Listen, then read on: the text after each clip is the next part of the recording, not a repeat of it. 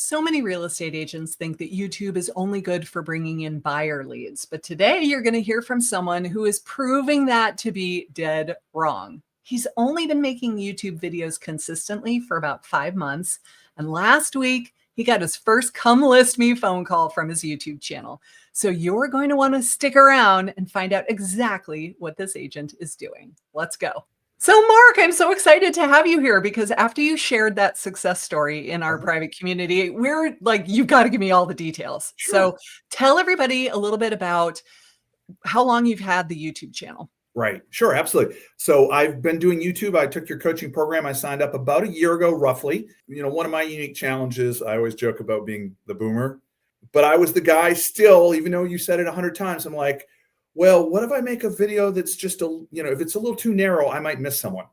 Oh, okay. So you had that whole fear of if I choose a niche and if I Right. niche down on the channel, Right. then I'm going to be turning away business. Right. Probably my passion as a realtor is I love working with sellers, and I really drill way down. I've been doing this 18 years into pricing and marketing and all that. And that's what I could talk about for days. I was seeing a lot of buyer focused content and relocation focused content, which is great stuff. I didn't really see much in the way of seller content. I'm like, well, that's where I'm going to run to. How long ago did you make that decision? I want to say it was around 6 months ago. Yeah, 5-6 months ago, probably 6 months ago. I got it in my head, I heard you say for the 38th time on a call, riches are in the niches, focus, don't be afraid. I'm like, well, she keeps saying this. Maybe there's a reason.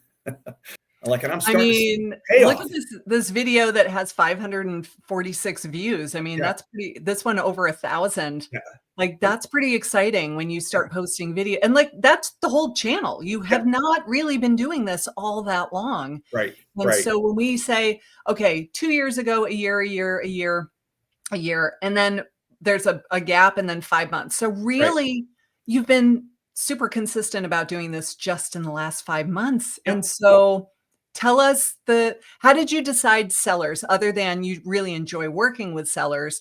What was the angle you are taking with this channel? It was a combination probably of three things. Probably the fact that, number one, it felt unique. And my research was more kind of intuitive. I wasn't doing deep keyword research, looking at other people, but I was just using my observation, looking at other people with channels I respected in the area and going, they're doing a great job, but there seems to just kind of be this hole. And my gut felt like, based on all the things I see with you, I see out in the marketplace, et cetera, I'm like, there's a space here that isn't all that occupied. So that was number one. And number two is, again, I enjoy buyers. I enjoy people. But I really love the mechanics and the process and the expertise involved with being a really good listing agent, and in particular, how to price homes. And I love talking about appraisals and CMAs and all that. I enjoy taking out buyers and looking at houses and doing all the things you do.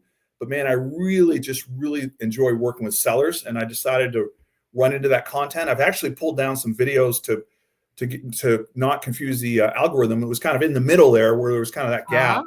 Yeah, there was probably some stuff that was just rando.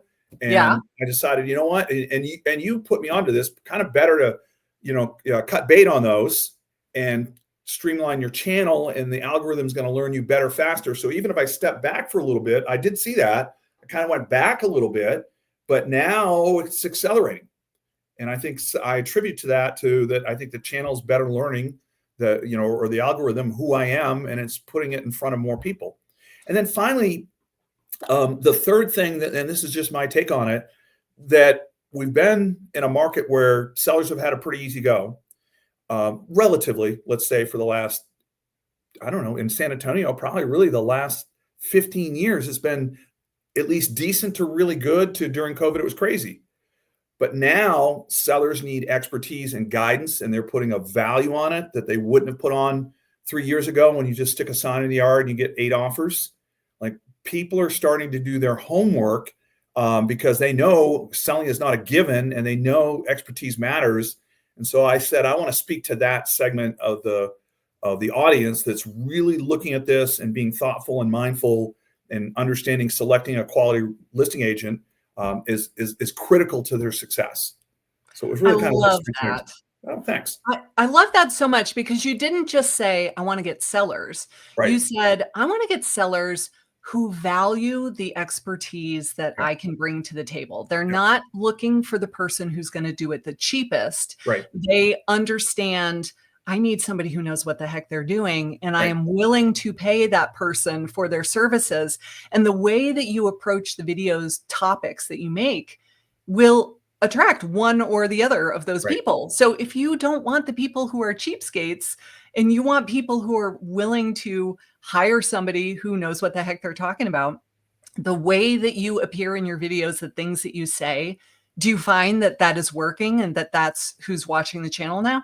It is, and this last, when I posted about getting my first listing, which is, again, after about 5 months of concentrated effort, that was looking for a seller. What he told me when he called me, he said, "I was watching your YouTube channel, and they knew they had to sell." He said, "I saw something that really spoke to me, and I sent the screenshot to my wife, and he said, I told my wife, I think this is the guy." Oh my gosh. Do you remember like what it was that you said? He didn't specifically share, but it was something in my presentation about selling your home that really spoke to him. And again, he screenshotted it and sent it to her. And he told me, I said, I think this is the guy. And they invited me out to interview, but Okay. I was the only interview. So how did it all go down? You went to the house, you did your listing presentation. Were you totally expecting that you were up against competition? I knew it was a possibility. I knew they were on a kind of a short time window. As a matter of fact, when he called me on a Monday, I said, just said, would meeting tomorrow work? And he said, no, we've got work commitments, et cetera. Could you come out today? So Oh, so I'm like, well, okay, the okay. answer to that is yes, right? And so I knew what was working for me is they needed to decide something sooner, but I also knew it was open enough that they, if the interview didn't go well, they might interview someone else. Okay. And the dynamic with this that was so fascinating. Look, I've been doing this a long time, 18 years, and I have been in the trenches, and I am used to handling commission objections and price objections and marketing objections. Like, I live there. But in this particular interview, I showed up and they looked to me and said, what do we need to do?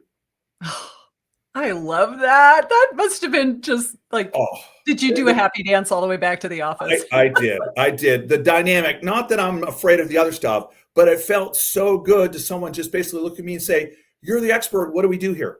Yep. And so all of my guidance, and I try and be really interactive, and I give information and give options. That's kind of my style and approach. But they were looking to me for leadership. That really was the feel, like, lead us through this process. And and if I'd give them an option, they would turn back and go, well, what do you think we should do? Oh, It that's so just, great. like, if realtors experience that twice a month, it would change their entire business. It really would. It would, because you Yep. wouldn't feel the weight of you're hustling and grinding and getting beat up. And you look, and if you're resourceful, you'll survive, but it's all hustle and grind. Man, if you get some of that psychic income of they want me and they value me and they respect me, you get some of that in your life and it just changes everything. And so now you have proof that Yep. this works. They signed a listing agreement, I'm Yep. assuming? Have a listing agreement. We're going Yeah. live today. So amazing. And that Yep. was a week ago, right? Last Yep. Monday? Yep. So 7 days from phone call to having it go live on the Yeah. market. Yeah. Amazing. They Yeah. didn't interview The anybody biggest else. lead time was just the appointment to get the photography and I video was done. gonna say to get the photographer out there, Yeah. right? Yeah. So how cool is that? So now you have proof that it works. Yep. Now there's no doubt in your mind that Right. it's gonna happen again with Right. more people. Right. Has this changed your strategy at all? Like if you sat down and you thought about this guy, is Right. he like the perfect ideal client you could picture in your They mind? are my avatar. I always Yeah. say my avatar is Chad and Jessica. They're probably low 40s. They got a couple kids and they need to sell a house. And if I'm fortunate, maybe they're buying locally with me. Okay. Well, this couple, Rachel and Raul, are probably about 40. They've got 3 adorable kids that are like 5 to 8. They are the avatar. Oh my gosh. That Exactly. is so cool. To a T. To a So T. when you have this avatar, Right. when you sit down and you write out the script do Right. you script or do you do an outline? What do you do? So I'm an outline guy because I'm Okay. a extemporaneous speaker. And Okay. actually, that's one thing I learned. If I try and follow a script, it actually hinders me. Yeah, I So agree. I'm just better off. I've always spoke on my feet. I had public speaking jobs before. So it's kind of like, give me the bullet points and then I'll kind of fill it. Right. But a couple things process wise I've learned, since we're on script, we'll talk about that. Well, I'm going to tell you this. Your channelizer was invaluable.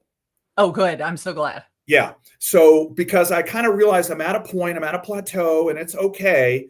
But the first part of the year, when I have a couple teammates I just work with independently, but we brainstorm a little accountability group. And at the end Okay. of last year, I'm like, video, we've got to do video. We've got to do video. And in particular, YouTube is going to be my go-to, not that I don't post this other stuff. And again, it took about 6 months to kind of get the flow and the consistency and all that. And we got there and I started looking at stuff, and it was about the time you were talking about, maybe this fall a little bit later, but I was thinking about it like with the channelizer and other content, like we're doing it. That's not bad, but now we need to focus on engagement. And the engagement comes in all the little fine cuts, like with the analytics and, the call to action, the hook, et cetera. Like the mastery of all the little details is the difference between having an okay channel and a top channel. So I went back and I used your channelizer, and I've got a notebook. I wish I brought it today. I left it at home, but I have a 3-ring binder and I've got your channelizer printed out. And I keep other things like on AI, Chat GPT, whatever, but I've got a tab in there and I've got your outline and I've highlighted Like like the SWOT analysis that it did exactly, for you? Love it. exactly. And so I go back and with my little local editor, I'm like, okay, we're pretty good here, but we're not so good here. What are we going to do about it? So I'm And so for really those of you that don't know exactly what it is that we're talking about, right, this is a custom chat GPT that right, we trained to say, okay, let's look at your YouTube channel. Let's figure out what's right, working really well now so we can double down and do more of it. And where are we not so strong? What right. changes in the strategy could we make to really go after this ideal client avatar, which you so brilliantly like. I love when people say, well, it's a guy who's, between 40 and 50. It's like, no, you gave them names. You said, Yeah, this is how old they are. This is how many kids they have, the whole yeah, 9 yards. yeah. And then when you sit down to come up with video topic ideas, does that make it easier because you know exactly who you're talking to? Absolutely, absolutely. And so using all of those things for engagement helps. I'm refining my craft. I am using Chat GPT as a resource. I do go and say, here are 3 other successful channels, and here's my channel, and my focus is on seller content, make recommendations on content. And so that's incredibly valuable. So I find my skill set is kind of like Luke Skywalker from the first movie, and I'm not the third, but you get the idea. By the end of the third movie, he's doing backflips and jumping off buildings and all that stuff. Like you get much more efficient and much more effective. And the crazy thing is it comes easier. I agree 100%. Yeah. So many people, the hardest part is just getting started. Yeah. They are so in their head about it. They Yeah. make it out to be this big, scary thing. I felt that way the first time I ever went live. I was terrified Right. because, like, what if I drop the F bomb on live TV? I can't take that out, right? What if I say something totally stupid and you're like, oh, why did Yeah. I say that? Yeah. And I felt that way for a long time about going live until I finally just did it. Right. And then it was like, really? That's what I was so afraid of? Right. That's what people enjoy about going live is that Exactly. when something happens, they crack up. They think it was hysterical. It's entertaining to them. Right. I'm embarrassed, but they're entertained and it works out great. Right. So Right. I love that you just decided, Right. okay, this is what we're going to do. And luckily you have people helping you, which is amazing Right. because when we're trying to do it all ourselves, yeah, it's a little bit more of a challenge, but you've got an editor. I assume he's also making your thumbnails? He is, yes, Mhm. and Really I good. take thank you, and I take the feedback you've given me and using ChatGPT. So I'm always kind of looking for resources for additional information, and I share that with him and push him to get better and more effective. And we've been working on like you mentioned playlist, working on trying to get roll from make the recommendations from one video to the next. So we're making all these little refinements. Mhm. And so the coaching, the Chat GPT, paying attention to what's going on in the marketplace all adds up, and the product gets better. I'm getting more interaction, which is going to lead to more, transactions, and it gets easier. I'm so glad to hear that. Yeah, Yeah. I'm just now that it seems for everybody, it's like once the dam bursts and you Right. get that first lead who Right. turns into a client, it snowballs from Right. there. So it's only a matter of time till they start coming in. For me, I got my first come list me ever in my 12 years in real estate at that Right. time. And then it was maybe a month before I got the next lead. It was Right. also a come list me. Right. And then it was like every 3 weeks, every Mm. 2 weeks until I was getting like 5 leads a day at the height of the market during COVID. So it started off slowly, but it definitely picks up steam over time, and it's gonna Absolutely. happen for you. Absolutely. I would expand a little bit on this refinement thing is not only am I using ChatGPT, your analyzer for the channel, using chat now to mirror or create topics and scripts that match that, but based on your coaching, I've also, gone and rewritten in my descriptions. Oh, And okay. yeah, and then so like I've gone through the channel, worked on that, worked on my keywords presentation. The one thing that you commented on, I know it, I haven't gotten to it yet, but it's in progress, is my banner. The theme is selling smart, which I think is good, but it's a little too busy and all that. So that's just one more area that if I'm cleaner and clearer and more direct in what I'm promoting to people, it'll make them easier to interact with my channel. I mean, I think that your channel is off to or your channel banner, there's nothing inherently wrong with it, Right, right. but like a little tweak to make it Exactly. look even cleaner, I think that'd be great. Yeah. And that's the thing I think for a lot of people that start doing this and they get to a certain level and it doesn't seem like much is happening. Like that's that next level is okay, now I'm really going to refine all this. So I have a clearer message. People connect with me. When they connect with me, they enjoy the content more. And I just implemented the lead magnet with you. That's kind of the next, or the lead funnel, excuse me. Like let's refine and smooth this entire process and make ourselves easy to do business with. I love that. It's so interesting that people think when they start the channel that their growth is going to be linear and it's going to go like this. But what Right. I've found is it doesn't. It kind of goes like this, Right. where for a long time it looks like nothing is happening. And then all of a sudden it really starts to take off. And too many people quit when we're still in the flat line. So if you hang in there until Right. you start to really see results, then it super takes off. And Right. so you're on the upward trajectory now, which is really exciting. Oh, One other comment I'd make is I think people that, because I've been doing this a while, people come back to me from past business or referrals, et cetera, as well. And that's important. But I'm finding even those people comment like, oh, we're excited to work with you. And by the way, I noticed you have a YouTube channel and a TikTok channel, and I found you on Google. So like searchability is such a key theme. And obviously for me, my YouTube channel is like the cornerstone, but all the other elements add up and make me more credible to people, even if they come at me from a different angle. Almost everyone these days is doing some homework before they call you up. 100%. And you're going to find this as you go on more listing presentations, now that you've got all of these videos on YouTube, that when you do your listing tour videos that you put Right. up there, and you can use that as social proof on the listing presentation where you say, look at my YouTube channel, look at how many people watched this video of the last house that I put out there. I'm going to do this for you as well when I list your house. It's more credibility, more proof, and a great way to show how you're different than everybody else. Because Right. in my market, at least, most of the people do slideshows where the photographer took the photos and then they just stitched them together in a slideshow and put music behind it with my name and contact info in a lower third. I'm like, that's not a video. Right. That's carousel. Right. It's not the same. So Right. if you make a great looking video, that's just more evidence of, oh my gosh, this guy is truly the expert.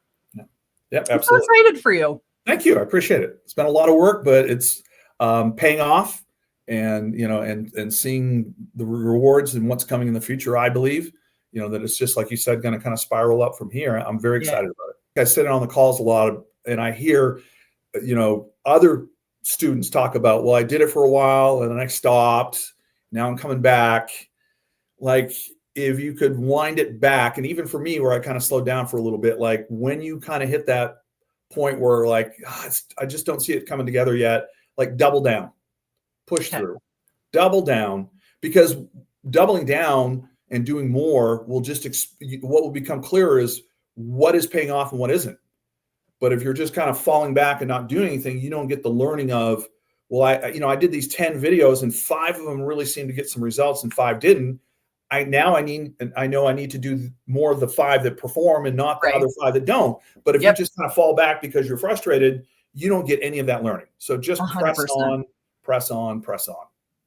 I love it. You're such an inspiration. I cannot wait to see what the channel does from here. Thank you Okay. so much for That's it. sharing your story with us. All right. Thank you, Karin. And thank you for all you do.